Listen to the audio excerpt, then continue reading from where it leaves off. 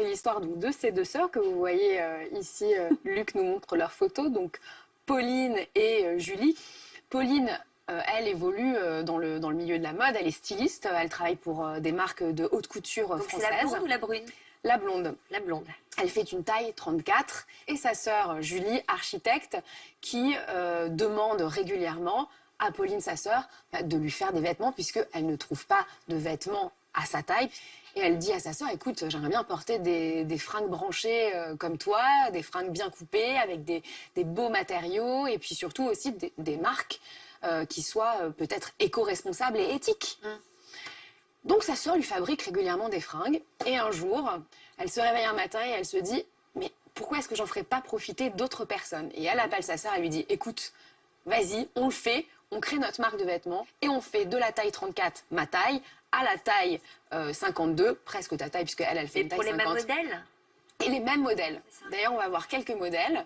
Donc ce ne sont pas Pauline et Julie, ce sont des mannequins qui portent leur création, qui sont des créations fabriquées en France, 100% fabriquées en France, même si quelques tissus, évidemment, viennent de l'étranger, mais tout est fabriqué en France avec des beaux matériaux.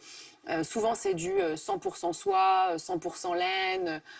Et l'objectif, c'est vraiment de se dire que elles veulent et elles peuvent habiller toutes les morphologies.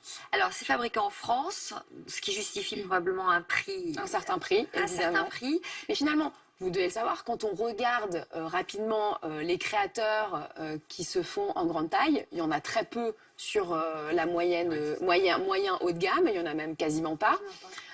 Vous l'avez constaté, Clémentine, que c'est difficile de s'habiller en France dans des grandes enseignes, bon marché. C'est plus facile aux États-Unis aujourd'hui? C'est quasi impossible en France, je pense. Ouais. C'est vraiment très, très compliqué. Je pense qu'un des seuls moyens qu'on a maintenant, si on est française et qu'on veut être super fashion, tout ça, c'est d'aller online. C'est le seul endroit où on trouve vraiment du choix. Sur Internet. Sur Internet, pardon. Oui. Pardon. On parle pas très bien. Sur Internet. Et donc, on peut soit se rendre dans la boutique, évidemment, si on n'habite pas à Paris, on peut se rendre sur Internet, sur leur site Internet, qui vous permet d'acheter leurs vêtements. Et puis surtout, si jamais vous voulez un modèle fait sur mesure, elles peuvent aussi vous le faire. Et ça, c'est vraiment... ce qui est intéressant dans le message qu'elles font passer, c'est pas un message, c'est un message engagé, mais c'est un message engagé en douceur. C'est-à-dire, voilà, nous, ce qu'on veut, c'est aider les femmes juste à être bien dans leur peau et à avoir le choix et surtout à avoir la possibilité de s'habiller. Parce qu'en France, c'est vrai que ce marché-là, il est assez délaissé.